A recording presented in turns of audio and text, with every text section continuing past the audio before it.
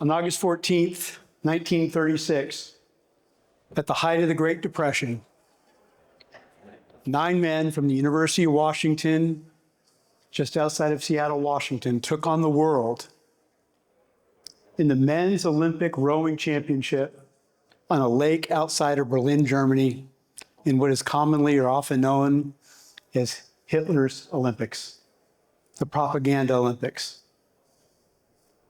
It's hard to imagine that today, back then, men's rowing was sort of the equivalent of the NFL now in our age. All across the country, people were huddled around their radios in their living rooms and kitchens, waiting for the start of this race. It was the Depression. People were depressed. They were trying to overcome. They were dealing with obstacles and challenges and changes that several years before were unimaginable. And here was this rowing team that had captured their imaginations, and their hopes, and in some ways their dreams, rested on these 9 men.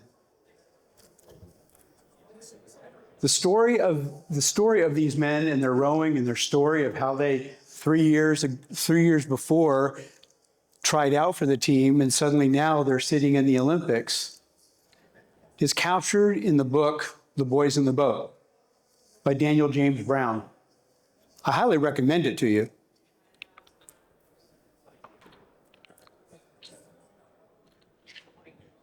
The thing that I want to say most about this is recognizing that the story was originally written primarily around a man named Joe Rance. Compelling story, sympathetic story, a man who overcame so much. But I want to suggest that for our purposes today, this is not about Joe Rance and compelling overcoming. There are 3 other characters that I want us to focus on and pay attention to. Number 1 are the leaders. Number 2 are the boys. And number 3 is the boat. Together, the leaders, the boys, and the boat exemplify the keys to growth, transformation, and resilience in the face of change. The things that were necessary, all the things that were necessary to achieve one of the most unlikely things and results in all of sports history. Let me introduce myself. My name is Bob Miller. Megan already gave me a wonderful introduction. I have known Megan for a very long time. I've also gotten to spend a lot of time with the Youngs, which I'm very proud of and excited about. And of course, Kayla as well. Good to see you all here.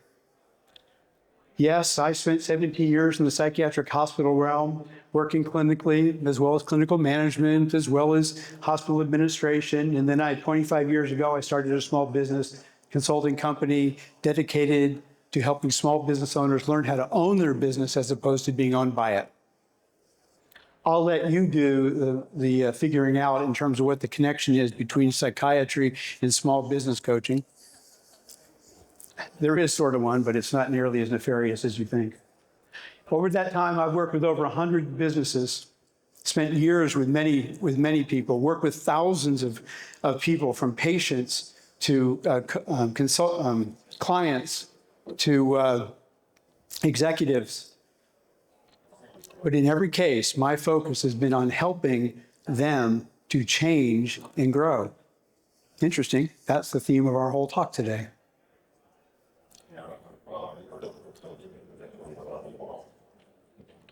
Can we move that slide forward? Thank you. One of the things that I've noticed is that even though I've worked in the dental lab industry, there are a lot of commonalities that happen across all small businesses. And I'm not particularly focused on a particular industry. I find myself, or I just consider myself to be an expert in small businesses across the board, from mom and pops to larger small businesses as well. In the end, all business is about dealing with people, which means it ultimately comes down to culture. How do we help get our culture to pull from your end of the road in good times, hard times, planned change, unexpected change?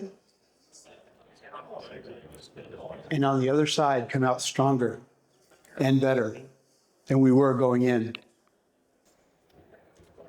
Change is inevitable. We're never going to escape it. Maybe you figured it out in your life, maybe you haven't. A lot of times we see it as a problem, but frankly, it's a part of life. No matter what we do, it's a problem that we want to fix, but you can't fix change. In my view, change is not a problem any more than the weather's a problem. Let me give you an example of what I'm talking about. In Seattle, Washington, it snows a couple times in the winter. The snow is never our problem. The snow is a thing that gets in our way, but our real problem is how well we are prepared and practice for it. And I'm going to argue that that's exactly the way it works for us in change. We can't avoid the weather. We're not going to avoid change. But we can practice and prepare for it and be ready for it when it comes. Here's a question. Are you as leaders surprised by change or upset every time change comes? Are your teams surprised by it, or are they prepared for it? The only way to prepare for change is to practice it. What a weird idea. How do you practice for change? Well, that's what we're going to be talking about today. And by the end of our time today, I want to help us to see that the most effective way to lead through change is to build an organization of people who are passionate about growing and embracing change.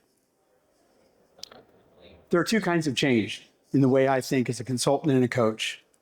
There's the change that is tectonic shifts. Think earthquake. The earth shakes, the earth moves. It's very disconcerting. It's disruptive. Sometimes businesses fall down. And then there's the kind of change that I call glacial progress. It's slow. We have both slow and progress as glaciers move downhill. And in the Pacific Northwest, we have both. We get earthquakes and we have glaciers. The tectonic shifts are often destructive and disruptive. They require significant resources to clean up, and frankly, if we can avoid them, I recommend we avoid them. On the other hand, we have the opportunity for glacial progress, which is much more about planned. It's much more about predictable. It's much less costly to have glacial progress. And the other fact is that with glacial progress, we can actually plan. We can actually anticipate progress in velocity and those kinds of things. So in the Pacific Northwest, because we have earthquakes, we have building codes. And the heart of building codes in the Northwest is about the foundations. And for the foundation, you have to have two things. Number one, you have to have a foundation that will support the business that has been built on it. And second of all, you must have a foundation that is designed to be resilient when the earthquake comes. Both are true for the foundation of your business. Sometimes we think about, just thinking in terms of buildings and foundations, I think about like a Rambler. You know, a small little Rambler, 1,200 square feet, and it's got a little flat foundation.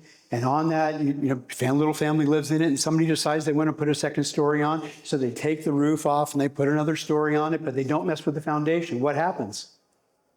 Walls crack, roofs leak, doors don't close, windows don't open. And that homeowner becomes a full-time maintenance person dealing with the problems that are fundamentally about the foundation. And unfortunately, that's what happens to most small businesses because they don't focus on their foundation. They think what they've built, in terms of the foundation they built at the beginning, is going to support what they continue to build as they continue to grow as an organization. And what I know happens for small business owners and small business leaders is that we end up being full-time maintenance people in our business. We run around putting out fires. We run around patching cracks in the wall. We run around cleaning up the leaks on the floor. And we think, oh, our problem's the leak. Oh, the problem's the crack. Oh, the problem's the door that won't close. No, that's not your problem. That's not my problem. It's a symptom. And it is fundamentally a symptom of our foundation. Now listen, I'm going to fully acknowledge to you, there is nothing sexy about the foundation. My wife and I were walking down the strip yesterday, and we were like, oh my God, look at these buildings. Aren't these amazing? And I promise, not once I went, wow, look at that foundation. I wonder what the mix of concrete is on that. What do you think the rebar is? Never. It's not sexy. It's not AI. It's not technology. It's not great big marketing strategies. It's not world domination. It's the foundation, which everything else depends on.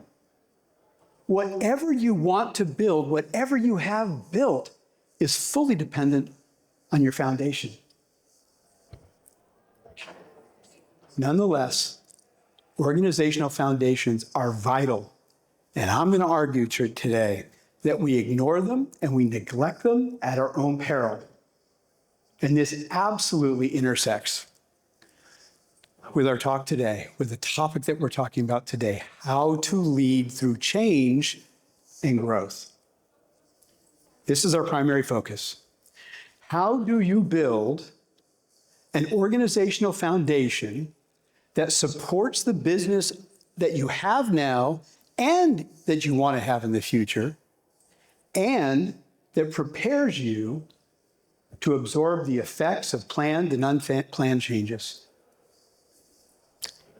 I think that what we're talking about today has application whether you just started your business this year or you're a $40 million company. I think one of the things that we can never neglect is our foundation. And we're going to be talking about a lot about the elements of our foundation. So how do you prepare for change before it comes your way? By practicing growth. I'm using the analogy, this is not across the board, but in general, that the change that we're trying to prepare for are more the tectonic shifts. Both the tectonic shifts that come when we have no control of them, pandemics, or change that you produce that has tectonic shifts for your organization. You may be, sometimes I know you've made decisions that you thought were the best possible decision for your organization, and it rocked the organization. That's a tectonic shift. But how do you prepare your culture? How do you prepare your organization to be able to absorb that? Wise leaders cultivate cultures that practice change by focusing on growth. I don't want you to miss this next statement, this next sentence, because it is the heart of everything we're going to be talking about. And I'm actually going to read it twice. I'll warn you right now. When we as business leaders, when we as organizational leaders are committed to qualitative growth, and we'll be talking more about qualitative growth in a couple minutes, we focus moment by moment on micro effects which lead to micro changes, which compound to macro transformation and resilience in your organization. When we are committed to qualitative growth, we focus moment by moment on micro efforts, which will lead to micro changes that build up or compound to macro transformation and resilience in our organizations. Wise leaders cultivate cultures that practice and change focus on growth. By focusing on growth. Here's our quick outline. This is the focus of the meat of our presentation today. Number one, change cultures are growth cultures. Number two, our leaders from the Boys in the Boat are going to take us through that. Number two is growth cultures are passionate about their why. And the boys are going to help us with that.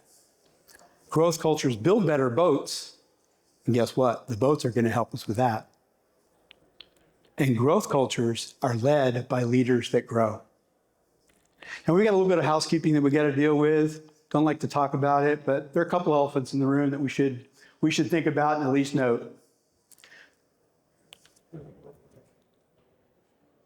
In a room like this, I recognize that some people may have come in thinking, Bob, just give me some tips and tricks. Just give me a couple little quick hints on how to be able to manage when change comes.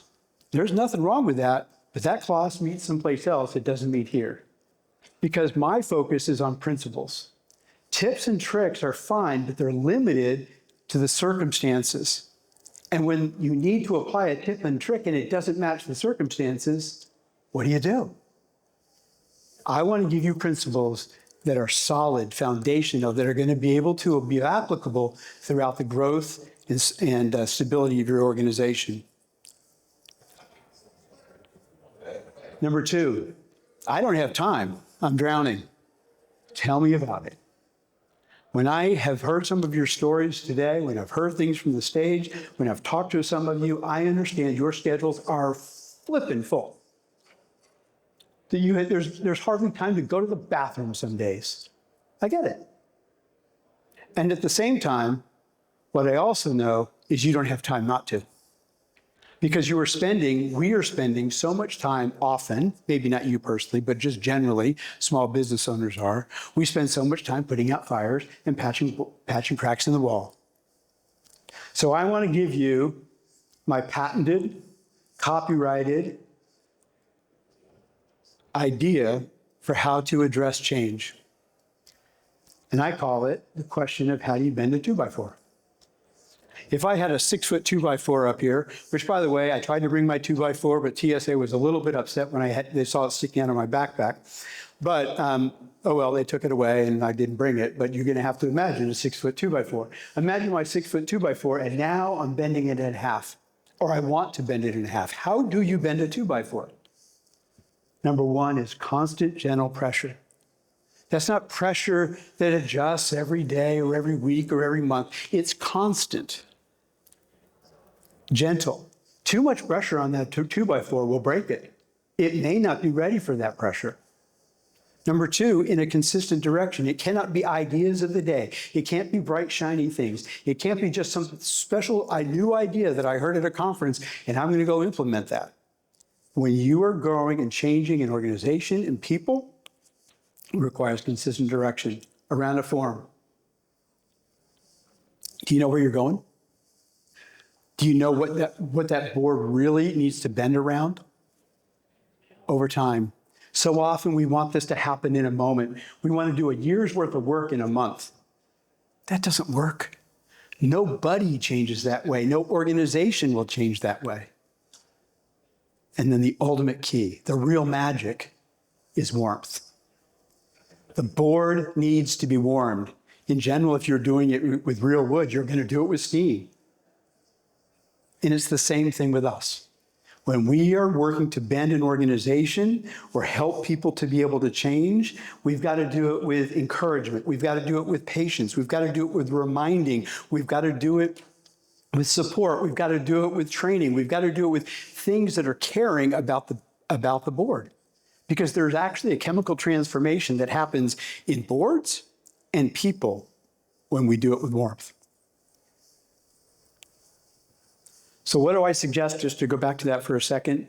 What I suggest, I know you're busy, but I suggest that you find 30 minutes a week. 30 minutes. 30 minutes to work on your foundation. But do it consistently.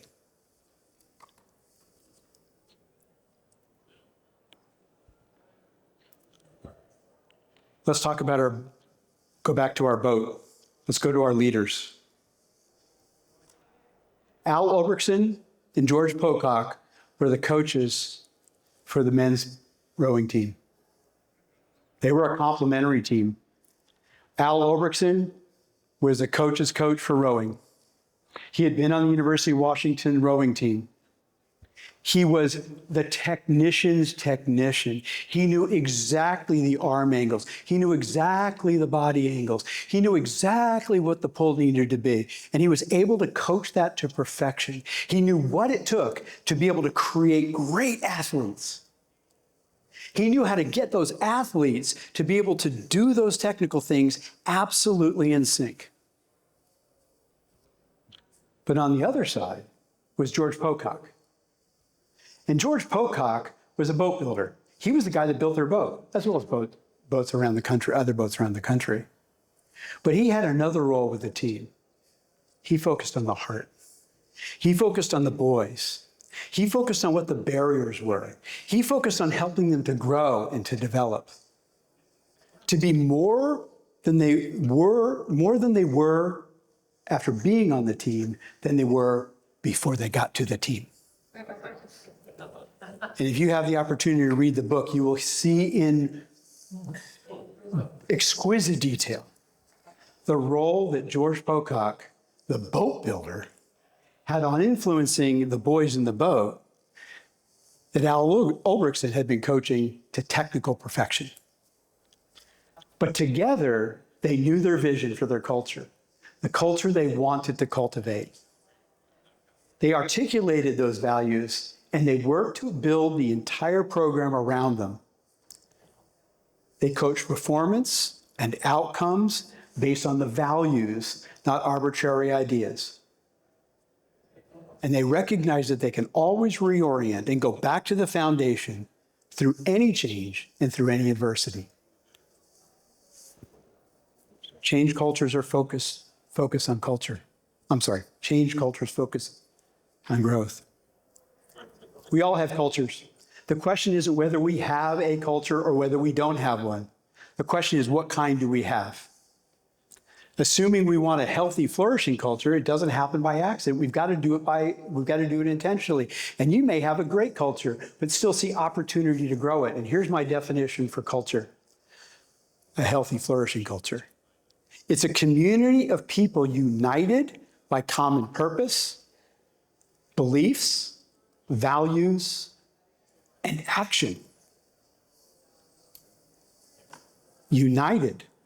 When I say united, I'm talking about they rally around the values. They know the values. They can articulate the values. And we'll talk a little bit more about this. Wise leaders unite the organization around core values. Principles, core values are principles that embody our identity.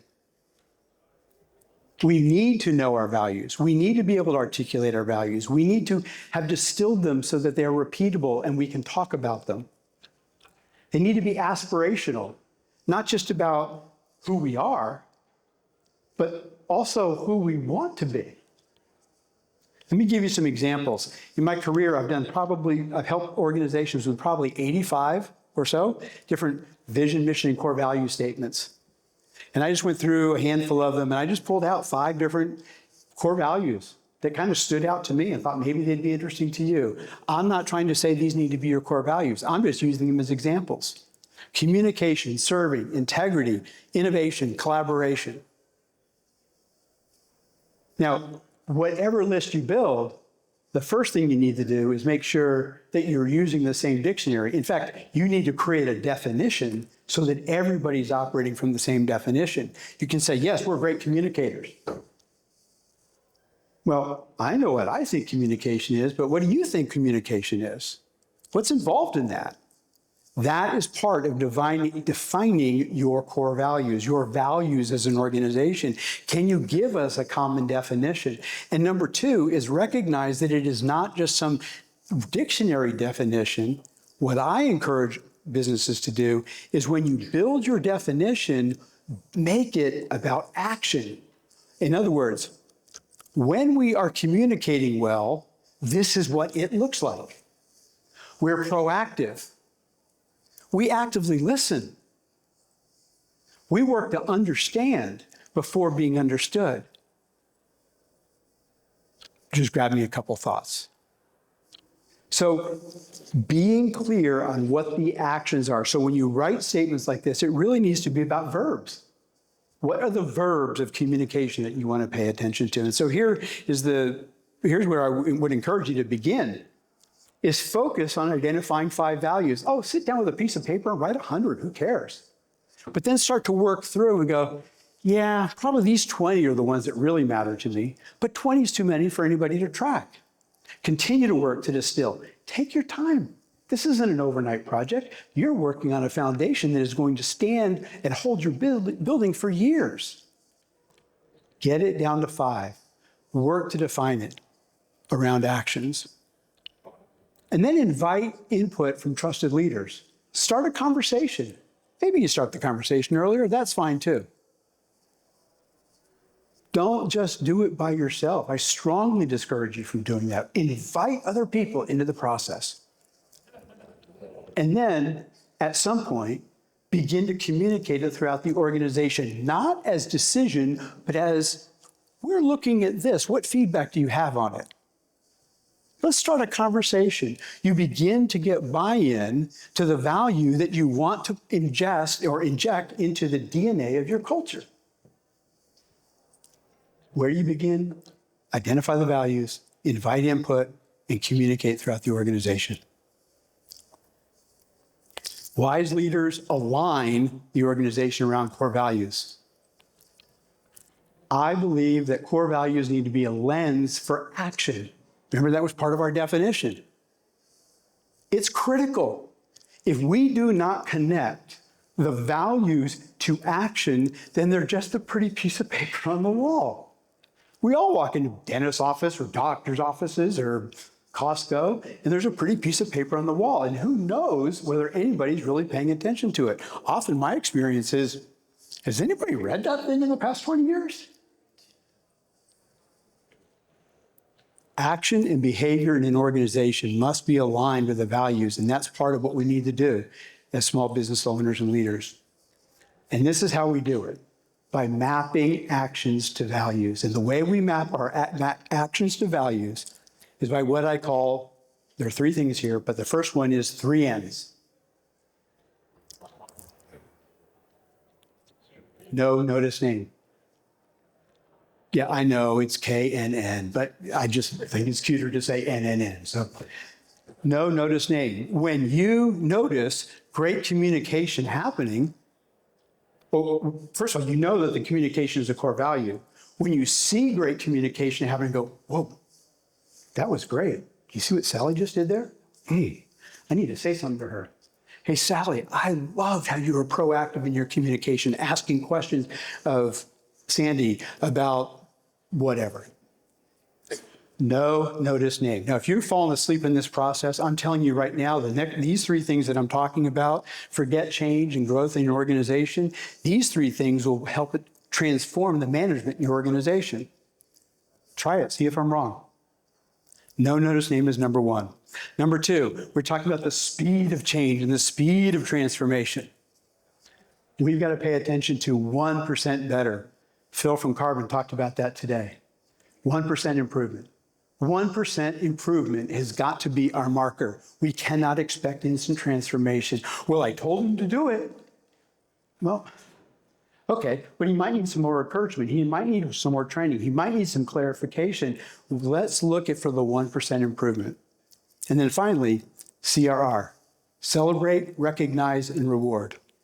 Celebrate team accomplishments, recognize individual achievements, and reward exceptional performance. Wise leaders balance quantitative and qualitative growth. And I'm going to move quickly through this. When we talk about small businesses, particularly in a manufacturing environment, we're often very focused on quantity. We need more. We need more faster. But just like George Pocock, his focus was more on qualitative. His focus was on human and organizational substance and professional maturity or athletic maturity, human maturity. Think heart and spirit. And it's those things going together that are going to accelerate any cultural transformation. And I often think about metrics as a byproduct of maturity. And maturity is a byproduct of growth. Quantitative, thinking quantitatively or quantitative growth is what fuels the organization. Qualitative growth is what lubricates the organization. None of you are going to drive your car indefinitely without changing the oil or making sure the oil is full. The engine's going to seize. And small organizations do that all the time. So where do you begin? Adopt the developmental organizational perspective. You know, babies are born, they learn how, they start to scoot, then they get up on their 4s, and then they crawl, and they pull the stand, and then they walk, then they run, then they make their peanut butter and jelly sandwiches, then they drive, and then they move out. That's human organizational perspective, or I'm sorry, developmental perspective. Businesses really aren't any different. I love to talk to my clients about, are you a third grader? Or are you in junior high? Are you in high school? Where are you in your developmental growth and maturing? The challenge is that we often look at our business and we go, look at the size of this building, look at the number of people we have. We're mature. The problem is that you cannot expect junior high performance from a third grader developmentally.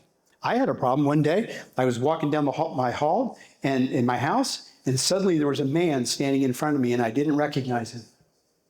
He was my 16-year-old. He had a beard, and he was much bigger than I remembered him being last time I saw him, which was probably just the day before. And what I realized was I began to treat him like he was 21. He was 16. I had 21-year-old expectations of a 16-year-old. And some of us have that same challenge too. We've got to be honest with ourselves about where we are in the developmental process. And next is investing in growing people. I wish I could talk more about that. I wish I had time for that. I don't. Invite people to drive. That means invite them to share in the driving. That means empower them. You will be shocked if you have not already discovered it, what it means to risk on people who may not be fully qualified yet, but to empower them, even just a little bit. Shadow them. Sure, Josh, you can make your own peanut butter and jelly sandwich. I'll watch you. Let me help you. Incredibly powerful in organizational transformation. Now, on your tables, there are handouts, which, by the way, really, if you think about what I'm doing today, this is a famous Las Vegas buffet. It's all you can eat, but unlike a Las Vegas buffet, you don't get a doggy bag or you don't get a doggy bag at a Las Vegas buffet, but you do get a doggy bag here. If you look at the lower corner of your page, you'll notice that there's a QR code, and that QR code has all this same information available to you. It's also on the microsite, and there are a couple of extra little goodies there for you. I'm not going to read through this for you just for the sake of time. You can find it on your page. Number 2 is growth cultures are passionate about their why. The boys, every one of them walked down that ramp at the University of Washington to try out for the team with their own why. Just like all of your employees have walked through the front door when you hired them and they had their own why.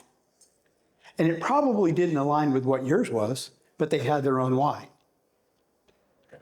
One of them was there because he just wanted to be, because if he made the team, he would be able to join the work study program.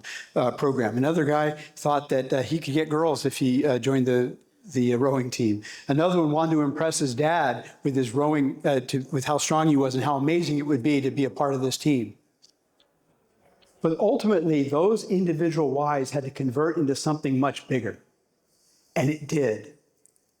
Eventually, they had to learn that their why was bigger than themselves individually. They had to learn that their why was about the team. Here's the thing about rowing, and maybe it's sort of like business too. Rowing sucks. It's hard. When you can't catch your breath, when you have no energy, when you have no capacity, you don't think you can go another step. The only way you're going to get through that, ultimately, is your why. And that's the same thing for the boys in the boat. It was exactly the same concept. Wise leaders unite their culture around a compelling why. A compelling why gives meaning. Many small business owners, in my experience, what they do is they start a business because they want to make profit, they want to make money. Great. That is awesome. But if you try to make that the why for your employees, for your team, for the boys in your boat, for the people in your boat, that's going to be pretty hard. They will align their why with your why in different ways. How do you find a compelling why? I would suggest, especially given what David was talking about today, The reality is that the why is not what you do. The why is ultimately the benefit that people get from what you do. We think they buy teeth. I agree with David. I'm not sure that that's the case. A lot of people sell teeth and a lot of people buy teeth, but they're going to buy it because of the benefit that you provide that nobody else does. Find a compelling why. It's not about me, it's we. Great whys are never about the individual, it's about us. And when we have one, it gives people a reason to trust, care, grow, and follow. Wise leaders align the culture around a greater purpose. Make your purpose come to life. Whatever your purpose is, we're about making people smile. We're about improving quality of life. Great. Make it come to life for your team. Tell stories, show pictures of the impact of living with purpose. The Youngs have done something that I think is fantastic. They have a monthly meeting, and in that monthly meeting, they often will show pictures, of course, respecting confidentiality, HIPAA laws, and all that kind of stuff, of what the patient looked like before, what the patient looked like after, and look how big the smile is. But here's the real kicker. They connect the dots back to the team members who participated in making that smile. That's making the why come to life. I was a part of that. That grandma got to go to Christmas Eve dinner. Align the culture with a greater purpose. Wise leaders balance product and purpose. I'm not going to spend a lot of time on this, but often we're so focused on our product, we forget the why. I think that we can look at when we want to improve our quality, it can also be about the better our quality, the better we're doing at fulfilling our purpose. How do we talk about that? Yes, we need better quality. We need to reduce our remakes. But do you realize when we don't have to do remakes, we're getting it right the first time. That's just not disrupting our customers. That's better service. That's serving people so they're not wasting time. They get their smile faster. I don't know. You got to decide your why, and you got to decide how to connect it. But I promise you, there are ways to do this. And then the next point is more quality products. Yes, we need to make more products. We need to do it more efficiently. But what that means is that we benefit when we make more product. We get to benefit more people to fulfill our why. That is what can be transformational in any organization. Immediate action, it's on your sheet. I'll let you go through your own list. Change cultures, build better boats. George Pocock was a team boat builder. He understood that you could have the most athletic people, you could have the most disciplined rowers, most disciplined athletes, but that they could never outperform a bad boat. No matter how hard they pull, no matter how much they want it, no matter how great their why is, they will never outperform the boat. And so George Pocock was never satisfied with the boat that he built. He was always tinkering. He was always working on the smoothness of the hull so there was less drag. He was always looking and checking ways to be able to make the mechanics of the harnesses and so forth that held you can tell I'm not a rowing expert, all the ways that the oars were held and so forth and so on. He was always tinkering to improve them, innovating. But the thing that was most striking is that he always involved the boys in the solution. He invited them to be a part of the conversation. He wasn't just telling them how to improve it, what they should do differently. He was saying, so what's not working for you? What's wrong with that slide? How are the straps for your feet? How can we work it? Do you want to help me with that? Come back to my shop here. Let's take a look at that. Let's work on this together. That collaboration is culturally transformational.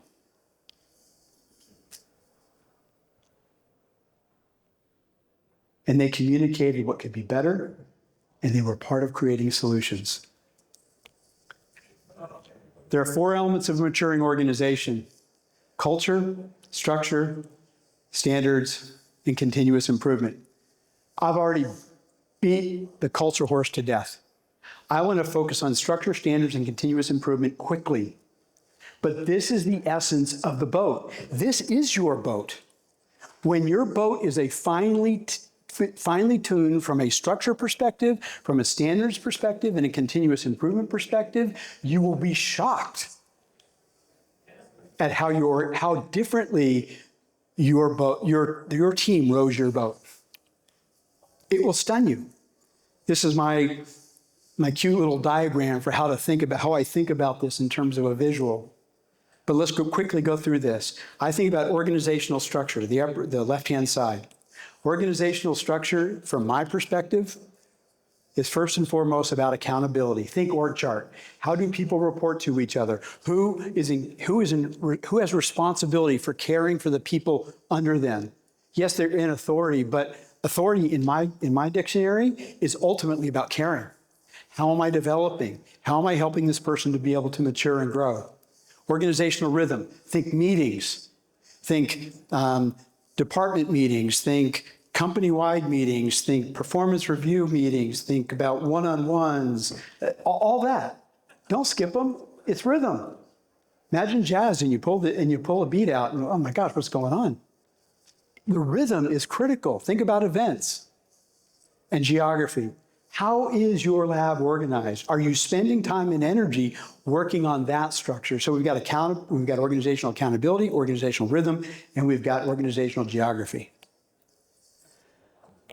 Then we've got systems, job descriptions, performance feedback tools, professional growth plans. They're all the documentation of our standards. Operational systems, the policies and procedures, the checklists for how we do the things that we do. And the administrative systems, think the back office kind of stuff, finance, human resources, IT, and management. This is an important one that I want you to pay attention to because I think it may be slightly different than anything you've ever heard before, but this is critical for any organization that wants to grow its standards and systems. Here's my definition my 4-part definition of an organizational system. Number 1, we have a standard way that we do things. I call that a process. It may be oral tradition, but we've got a process. It's been documented. It's written down somewhere. It can be in pixels. It can be on a piece of paper. It can be carved in the wall. I really don't care. It just needs to be documented. But it must be referenceable. I can't tell you the number of organizations that I walk into and say, oh yeah, we've got a policy and procedure manual. Let me go get it for you. And they go over to a file cabinet and they got to open up, they work on their combination and then they open it up and they get it out and say, yeah, here it is. And there are 7 pieces of paper and oh great, we got a place to start. The problem is it's not referenceable. Nobody's going back to it. It's just as good as oral tradition. But here's the most important piece. In an organizational system in my world, our goal is not to hold people accountable to a system. It's to invite them to join us all in holding ourselves accountable because we know that's a part of making a better boat. That's central for being able to have a more efficient boat with less drag. And then finally, a continuous improvement mindset. Closing the gap between the standard and performance. We want to bring performance closer to the standard. And we do that 1% better. And we have a long-term mindset about how we continuously improve that. And it's always about we, not me. It is not my responsibility to improve you. It is our responsibility to work together to improve. It is not my responsibility to improve the department. It is my responsibility to lead the department and to coach the department and support the department in improving. People support that which they help create. If you don't ask them to create, it's just you against them. They're doing it because you told them to. That's fine. But you're creating friction. We develop ways to be better and to do better. And then, of course, we have the opportunity to see it, to know, notice, and name, to CRR, Celebrate, recognize, and reward the ideas, the solutions, the actions, the 1% better. Growth cultures are led by growing leaders. I'm not going to camp on here long. I'm just going to say to you, no organization can outperform the maturity of its leadership. I hate to be the guy to say that out loud. I hate it when I sit in offices and I say it. I've said it to people in this room, and they didn't like me very much when I said it. But what it began was some very important soul searching in terms of the work that they needed to do, the work that we need to do, the work that I'm still doing to grow and develop as a leader. Because if I'm not staying ahead, if you're not staying ahead in terms of your maturing, if we're not the model for our growth and maturing to the entire organization, where do they get the model? Most people are showing up in your organization and they've never seen it before. And yet we expect it. I expect it. And I go, oh, wait, they've never seen anything like this before. They've never had anybody invest in them before. Quickly, practice humility, listen more, talk less. Embrace the refining fire, practice personal growth. Change cultures or growth cultures. Growth cultures are passionate about their why. Growth cultures build better boats, and growth cultures are led by leaders who grow. Well, we've got to go back to the beginning. We've got to go back to where we started. Remember those boats on that lake outside of Berlin? Race day. You want to talk about change and adversity on steroids? These men are sitting on a lake, ready to start a race. And their number one rower has been sick for 7 days, has lost 14 pounds from a respiratory infection. They are in a rainstorm that is right on the border of calling the race. And the lane assignments got totally messed up, and they are in the worst lane possible when they should have been in the best. That rower, the coach replaced him that morning. That one that was sick, replaced him that morning. And the boys went up to Coach Ulrichsen and said, Coach, we're not just 9 boys. We're a crew. The coxswain, the guy who sits in the back facing the guys who are rowing, he said, Coach, if you put him in, we'll pull him across the line. Just strap him in. He can just go along for the ride. And the coach was so impressed by the transformation that had happened in these men's lives, the ownership, the culture that they built, that he put Don Hume back in the boat. The waves were crashing over the boat. They could hardly keep the boat still. The lane assignments were totally fouled up. They should have been in the first lane, the best lane, because they had the best time. And Germany should have been in the 6th lane, the worst lane, because they had the worst lane, the worst time. But the Olympic Committee, which was in this case was led by Germany, go figure, completely flipped it. And they got the worst lane assignment. They were all the way on the outside. And guess where the outside was?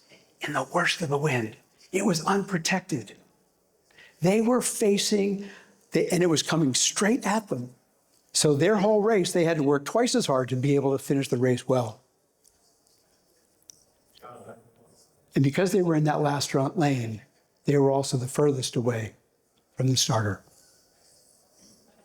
They would have to work the hardest to overcome the elements, but their culture and their why and their boat, all the things that we've been talking about, were all about to be tested like never before over the next 2,000 meters in 6.5 minutes. The boys were so focused on keeping the boat pointed down the course that they didn't hear the starter yell, "Êtes-vous prêts? Get ready! Partez! Row!" And in that moment, 5 of the 6 boats lurched forward. But the boat lane 6 didn't move for a stroke and a half. And suddenly Bobby Cox yelled out, Let's get out of here now. And suddenly they started moving. The coaches weren't in the boat. The coaches were in the stand. The leaders were in the stand. They had trained the technicians. They had trained the boys. And now they just had to trust. They had to stand back and say, they've got it. It was the boys who were in the boat, the same boat that the boys they'd prepared for exactly these kinds of circumstances. They didn't react. They knew who they were. They had been in thousands of micro moments, glacial progress and transformation over the previous 3 years. 3,000 meters. They're rowing physically and still recovering mentally. Don Hume, the sick teammate, was in a trance. He was just staring at the bottom of the boat rowing. 500 meters. They were one boat length behind. 1,000 meters, halfway. The stroke rate was too low. It was Don's job to keep it up. Bobby, the coxswain, was screaming at Don's face with no response, still in last place. And all of a sudden, Don woke up, locked eyes with Bobby, and picked up the pace. 1,500 meters past 3 boats. 1,700 meters, pulled even with the leader. 200 meters to go. They were a third of a boat length ahead in the lead. The boys from America were suddenly doing what they had never done before. They were rowing at the fastest rate they'd ever rowed before, and were rowing perfectly and flawlessly without falling apart. And in a frenzied finish, Germany, Italy, and America crossed the finish line all within 1 second of each other. For minutes, no one knew who won. And in a photo finish, they announced the winner. États-Unis, the United States. The result was not simply about a moment reacting to a tectonic shift. It was the fruit of a long, continuous process over 3 years of developing and cultivating a change culture focused on continuous individual and collective growth. How do you lead through change and growth? You invest in constant upgrades on your foundation, the values, the why, and the boat. Number 2 is you commit to fostering qualitative growth in every corner of your organization, focusing moment by moment on micro effort, which leads to micro changes that compound to macro transformation and enduring resilience throughout your organization. It's been a pleasure to spend time with you today. I hope you got plenty to eat. Take your doggy bag, look at your QR code, and get another round of food to go. Go back and review these slides. Go back and review this information. You'll have access to me. If you have questions, I'll be here tonight if you have questions for me. I'd love to meet you. I'd love to talk more. Have a great evening.